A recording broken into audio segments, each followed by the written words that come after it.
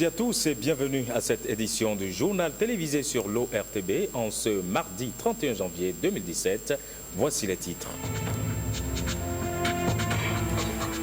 La communauté musulmane du Bénin appelle à la paix et à la tempérance. Recommandations faites en conférence de presse hier à Cotonou. À suivre dans ce journal un extrait de la déclaration.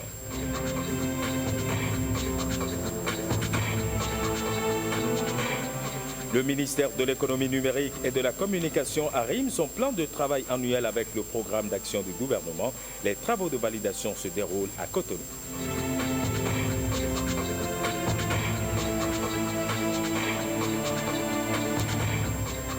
Et toujours dans ce journal, nous reviendrons sur la visite de la ministre des Affaires sociales à l'usine de transformation de noix d'anacarde Kaké 5 de Savalou.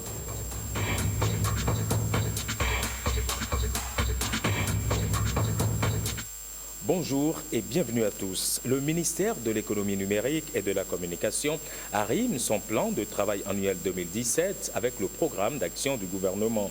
La validation du document, cette boussole pour l'année, a eu lieu à la salle de conférence de Bénin Télécom SA à Cotonou. Compte rendu, Ghislaine Adimi-Agbozo, Calvador Arwano. Le plan d'action annuel de travail du ministère de l'économie numérique et de la communication est désormais disponible. Il a été validé par les directions centrales du ministère à la grande satisfaction du directeur de la prospective et de la programmation. On a passé des nuits, de longues nuits, pour examiner dans les moindres détails le contenu de ce PTA. Donc, en plus de l'exercice d'aujourd'hui, je peux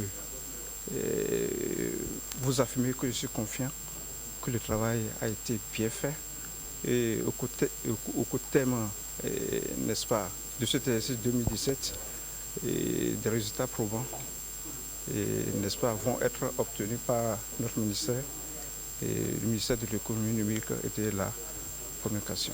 Le document ainsi validé est, selon le directeur de cabinet du ministère, un outil de référence pour la mise en œuvre efficiente du programme d'action du gouvernement. 6 projets phares du PAG, faut-il le rappeler, concernent le département des communications. Le déploiement de l'Internet à haut débit et très haut débit, la transition de la diffusion analogique à la télévision numérique terrestre, le Smart Gouv, la généralisation de l'usage de l'e-commerce, la généralisation de l'usage du numérique par l'éducation et la formation, la promotion et le développement des contenus numériques. Vous constatez avec moi la grande ambition et le grand intérêt qu'offre ce programme pour notre secteur. Tous les cadres du ministère sont alors invités à s'approprier le contenu de ce plan pour un meilleur rendement. Les patrons d'entreprise à l'école de la loi de finances 2017, ils sont en atelier d'imprégnation de son contenu. Les échanges permettent aux chefs d'entreprise de prendre connaissance des réformes et surtout des nouvelles dispositions du budget de l'État exercice 2017, notamment en ce qui concerne la défiscalisation de certains produits et services. Reportage Ghislain Poguet. Un séminaire de formation au profit des chefs d'entreprise. Une séance pour mettre à disposition de ces responsables d'unités de production et de services des informations utiles, des informations dont ils ont besoin pour faire face à leurs responsabilités. L'objectif pour nous, c'est de comprendre que dans le programme d'action du gouvernement, il y a une responsabilité des entrepreneurs et cette responsabilité-là, ils ne peuvent se l'approprier que dans la mesure où ils ont le maximum d'informations. Au cœur des échanges, la loi de finances 2017, il est question d'en connaître le contenu fiscal, de découvrir les éléments nouveaux et surtout les réformes en matière de défiscalisation. L'exonération a été étendue à partir de cette année aux accessoires pour l'utilisation du gaz domestique pour les entreprises. On a eu droit cette année à une défiscalisation totale du secteur de l'agriculture. Le secteur sportif est exonéré d'impôts. Les revenus des artistes également qui sont exonérés d'impôts. La liste n'est pas exhaustive. De nouvelles dispositions pour donner des coups de fouet à l'économie béninoise. Cette séance de vulgarisation a été l'occasion d'inciter les chefs d'entreprise à passer à une autre dimension de l'entrepreneuriat. Il faut que nous sortions du négoce. Parce qu'aujourd'hui, lorsqu'on parle des entreprises béninoises, on parle beaucoup d'entreprises qui font de l'importation. Je ne suis pas certain qu'au travers de l'importation, qu'on puisse vraiment développer un pays. Il faut que nous ayons le souci de l'innovation, il faut que nous réfléchissions, il faut que nous construisions, nous bâtissions des industries. Bâtir des industries pour développer une économie forte, capable de révéler le pays à l'Afrique et au monde, c'est l'objectif à terme. Le projet érosion et adaptation dans les zones côtières d'Afrique de l'Ouest, un atelier de validation du plan d'investissement multisectoriel. C'est pour la valorisation des résultats de recherche sur les risques côtiers. Les travaux ont démarré ce lundi à Cotonou. Compte rendu, Mylène Fanon, Blaise Adanko. Un projet en 3 phases. Une assistance technique aux pays membres, une analyse et une série de projets. C'est le fondement du PIMS, plan d'investissement multisectoriel. La complexité de la gestion durable de la mer et du littoral est un défi sur les plans social, économique et environnemental, aussi bien à l'intérieur de nos États qu'entre États voisins. Pour relever ce défi, nos États côtiers doivent élaborer des outils de planification et de gestion de nos zones littorales et développer une synergie d'action entre États de la sous-région. Le but de ce programme est d'aider les pays de l'Afrique de l'Ouest à accroître leur résilience face aux risques côtiers et aux conséquences du changement climatique et de façon spécifique à réduire la vitesse d'érosion de 30% aux points d'érosion les plus critiques. Réduire les risques d'inondation pour 30% de la population vivant dans les zones inondables prioritaires. Instaurer les systèmes de suivi des informations côtières nécessaires pour soutenir la prise de décision. Issu de la 21e conférence des parties à la Convention cadre des Nations Unies sur les changements climatiques de décembre 2015 à Paris, cet atelier est prévu pour durer 2 jours. Direction Parakou, là-bas on parle des travaux du Conseil départemental de concertation et de coordination, CDCC. C'est une rencontre qui regroupe autour du préfet les chefs des collectivités locales ainsi que les responsables des services déconcentrés de l'État en vue de statuer sur des sujets d'importance. Occasion pour les maires et leurs adjoints de prendre connaissance et de redécouvrir les opportunités qui s'offrent à leurs communes respectives. Retour sur les images de l'ouverture de la séance avec William Aguiar. Nous avons commencé cette heure avec... C'est la toute première session ordinaire du Conseil départemental de concertation et de coordination CDCC. Une rencontre statutaire prescrite par les tests organisant l'administration territoriale au Bénin. Sont prévues pour cette première rencontre de l'année 2017 3 communications au profit des représentants des collectivités locales. À l'occasion de la rencontre de ce jour, nous aurons à échanger sur les opportunités qu'offre la SOGETEC aux communes dans le cadre du partenariat public-privé et à partager les informations relatives au lancement de la délégation départementale de la Direction générale du budget et à la mission du bureau communal du domaine et du foncier. Des communications qui devront permettre aux maires et à leurs adjoints de surfer sur les nouvelles opportunités dans le cadre du renforcement de l'administration communale, mais également pour assurer à leurs administrés des services de base de qualité. Et le bureau communal du domaine et du foncier de Parakou a une compétence intercommunale, donc ça couvre les 8 communes du Borgou. Et c'est vraiment une opportunité, c'est vraiment une aubaine, mais il va falloir que les différents acteurs de la chaîne puissent s'y mettre et travailler en synergie pour que vraiment on puisse atteindre le résultat. L'essentiel de tout ce que nous avons présenté aujourd'hui, comme vous l'avez constaté, nous sommes dans l'électricité. C'est-à-dire quand nous parlons de l'électricité, ça peut être en termes d'extension comme en termes d'électrification.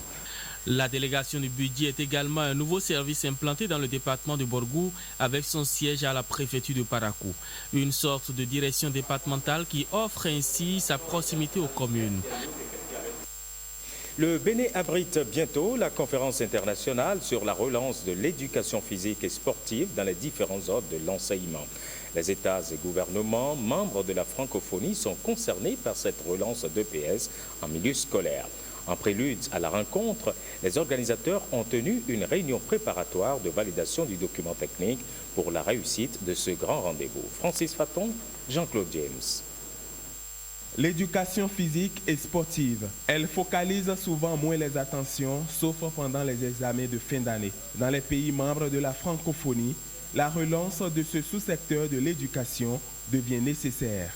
La Confémène est convaincue que la réflexion entamée dans le cadre de la mise en œuvre de l'éducation 2030 pour promouvoir une éducation inclusive et de qualité peut trouver dans la relance de l'éducation physique et sportive un intrant indiscutable pour la qualité des enseignements et des apprentissages.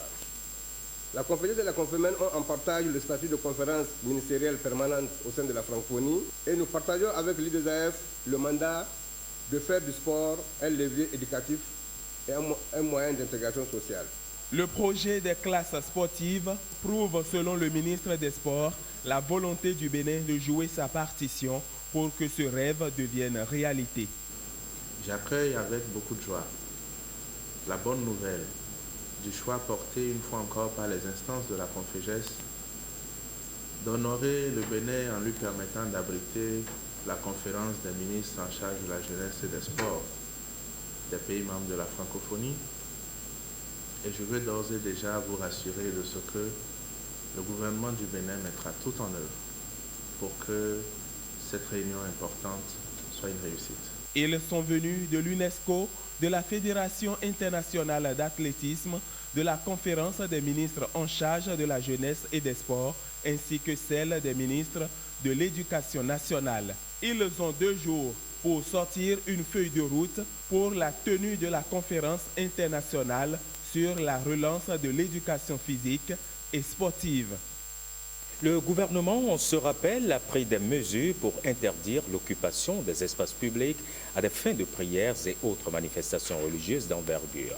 Ces mesures ont suscité une vague de commentaires sous azimut. Suite à cela, la communauté musulmane du Bénin a donné hier un point de presse pour appeler au calme, à la paix et à la tempérance. Je vous propose d'écouter un extrait du communiqué rendu public par les responsables de la communauté musulmane du Bénin. Ils sont ici au micro de Ghislain Pouguet et de Brice Chibozo. La communauté musulmane du Bénin ne s'oppose pas à la volonté du gouvernement d'assainir le pays pour atteindre ses objectifs de développement. Nous n'avons pas fait obstacle à la démolition de certaines mosquées érigées sur le domaine public. La volonté du gouvernement est de développer le Bénin. La communauté musulmane a d'autres revendications à soumettre au chef de l'État et nous attendons de le rencontrer pour le lui exposer. Et à propos de cette décision du gouvernement de libérer les espaces publics, cette décision n'est dirigée contre aucune confession religieuse. L'État s'assure de garantir la sécurité des personnes et des biens. C'est la clarification qu'a apporté le ministre de l'Intérieur. Suite aux différentes interprétations agitées par les populations, le ministre est montré au créneau. Je vous propose de l'écouter ici au micro de Patrick Benou et de Jérôme Rongbo. Parmi ces espaces publics se trouvent en premier lieu les rues. Et c'est dans ce cadre que le gouvernement interdit que les manifestations publiques ou religieuses ne puissent plus se faire sur des endroits publics de façon précise, qu'on ne puisse pas se mettre à prier dans les rues, que ce soit une messe d'anniversaire, une messe de décès ou bien une prière musulmane dans la rue pour de simples et logiques raisons de sécurité. Le gouvernement l'interdit. C'est pour rendre service aux citoyens en premier lieu. Maintenant, conflit entre religions, non, il n'y a aucun conflit entre religions. Il y a certains citoyens qui veulent récupérer cette décision logique du gouvernement pour se faire peut-être remarquer. Sinon, il n'y a aucun précepte d'une religion qui dit que c'est dans la rue qu'on doit manifester sa foi. Maintenant, si le cas particulier des vendredis, si les mosquées sont remplies, on n'a qu'à multiplier les mosquées de vendredi. S'il y a un espace clôturé qui est libre, comme fidèle offre, on peut prier à l'intérieur pour pouvoir assurer la sécurité des fidèles. N'importe quel citoyen un peu dérangé peut un jour foncer son véhicule dans une rue où les gens sont en train de prier. Nous, on a le devoir de prévenir. Ce gouvernement n'est contre aucune religion. Et le chef du gouvernement, le président de la République, a déjà fait les preuves en réconciliant, par exemple, les protestants. S'il était contre les religions, il ne le ferait pas. Il a réconcilié les musulmans de Séméré. Il s'est déplacé. Son premier déplacement à l'intérieur du pays, c'est jusqu'à Séméré qu'il a effectué. Rien que pour réconcilier les musulmans de cette localité. Donc on ne peut pas dire qu'il est contre la manifestation des religions. Je veux juste rassurer la population. Le gouvernement n'a qu'un seul souci, assurer la sécurité des biens et des personnes. D'ailleurs, dans ce cadre, au cours de la semaine, j'ai rencontré les dignitaires musulmans de Cotonou et de Porto-Novo pour les rassurer. Le comité de pilotage du Fonds catholique de solidarité rend public le point financier de l'année 2016. Un peu plus de 10 millions mobilisés en 45 jours de collecte. Des précisions avec Mylène Fanou et William Choki. Une première édition concluante pour le Fonds catholique de solidarité.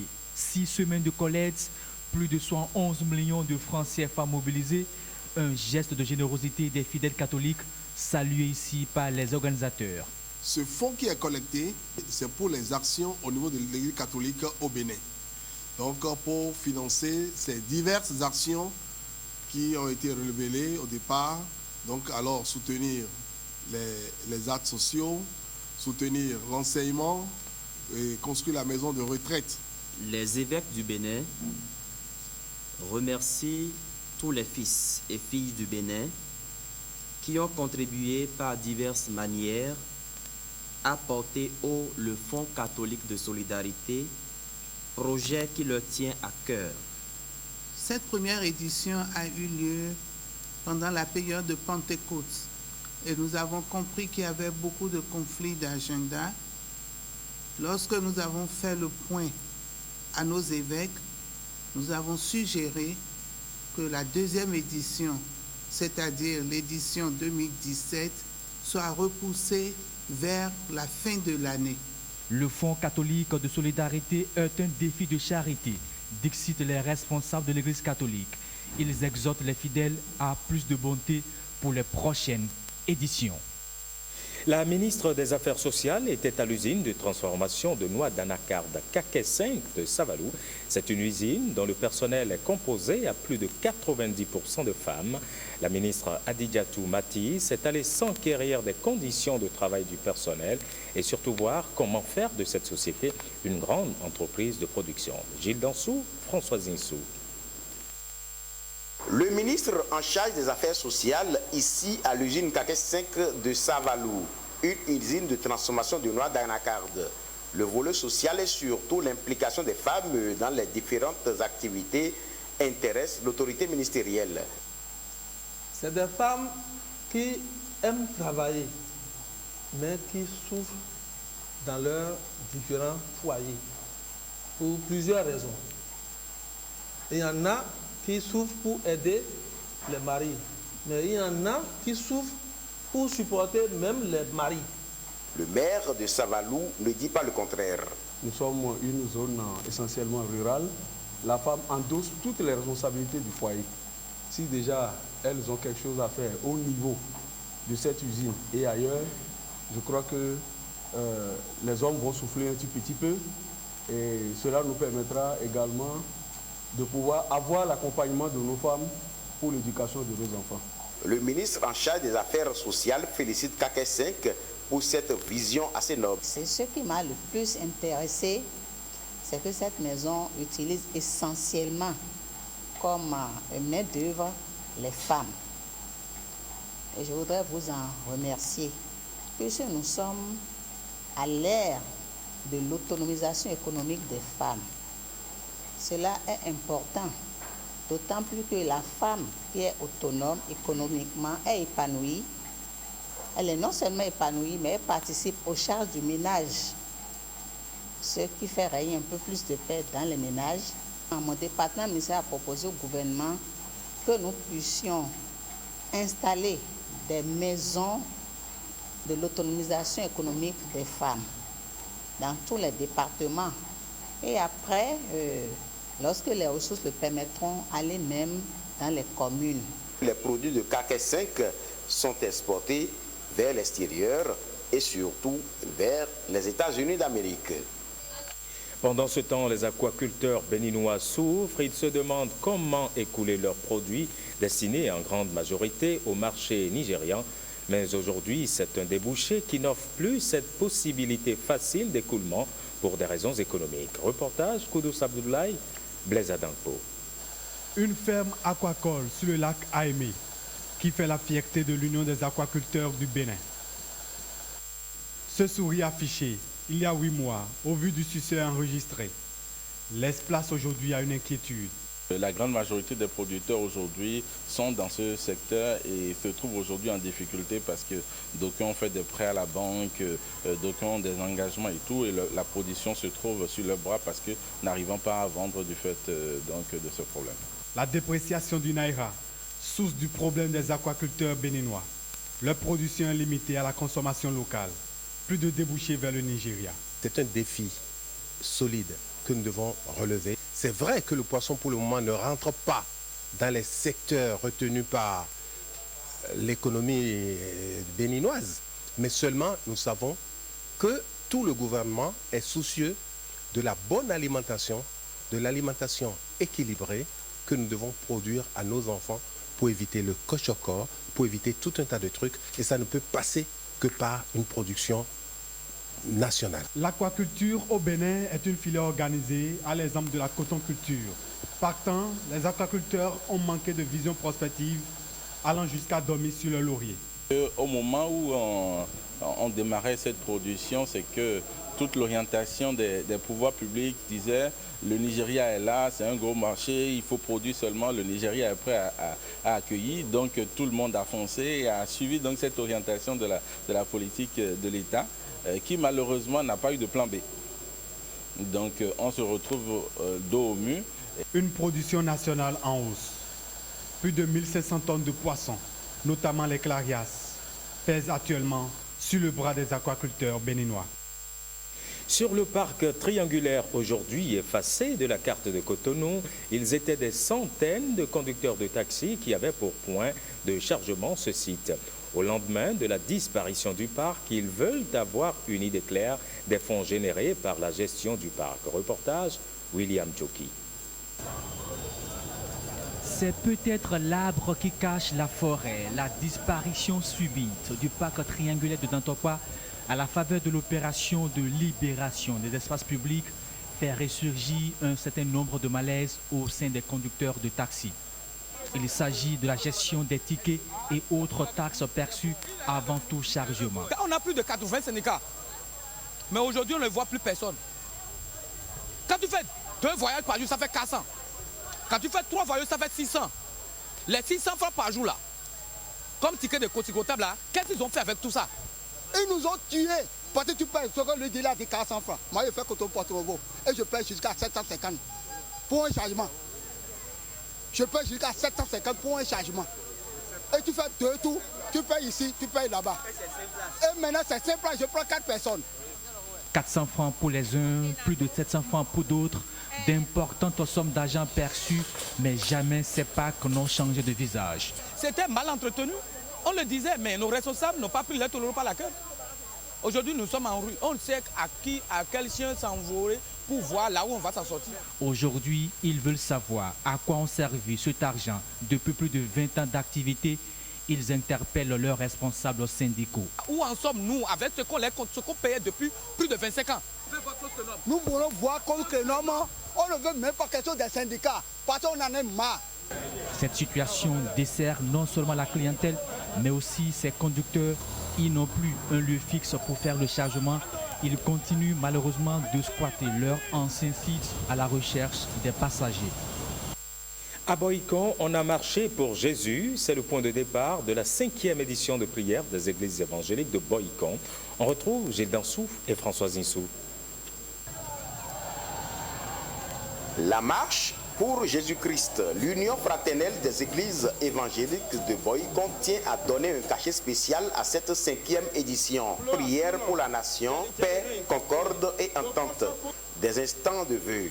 Nous voudrions souhaiter pour le chef d'État, à la personne de son Excellence le président Patrice Talon et son foyer, son gouvernement, nos meilleurs vœux de bonne santé, d'illumination divine et de progrès.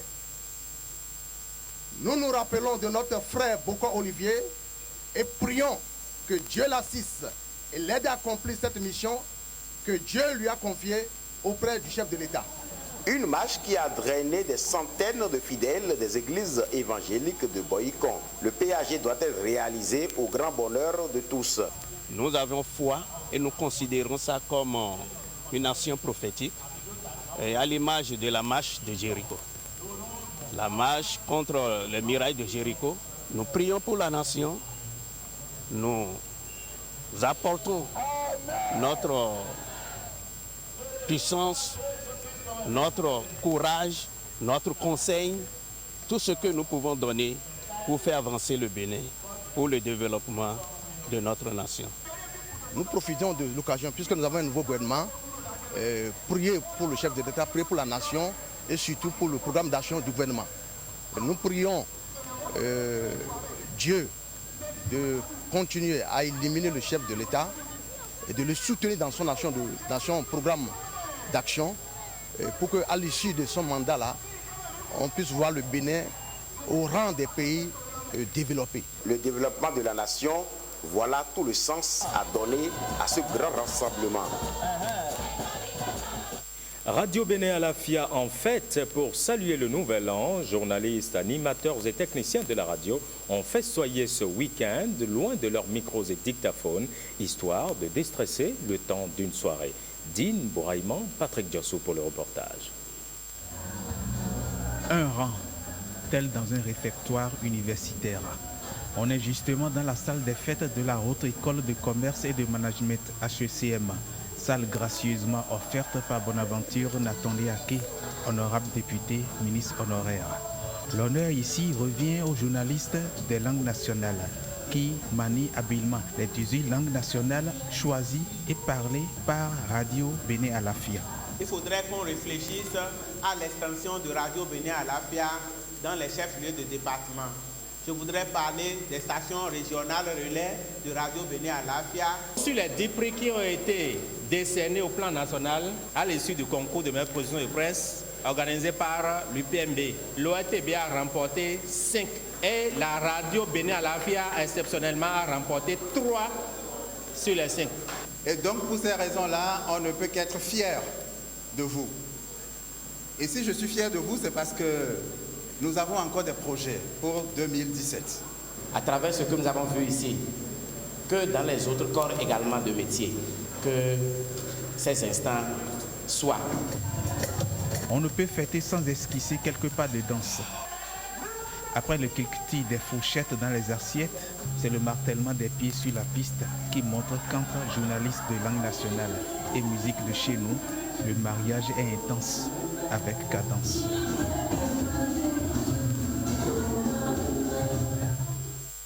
Et voilà qui referme cette édition. Merci à toutes et à tous de l'avoir suivi. Toute l'équipe de rédaction et de réalisation vous remercie d'avoir été là et se réjouit déjà de vous retrouver tout à l'heure à 16h30. Cette édition est à retrouver sur notre plateforme, le www.ortb.bj.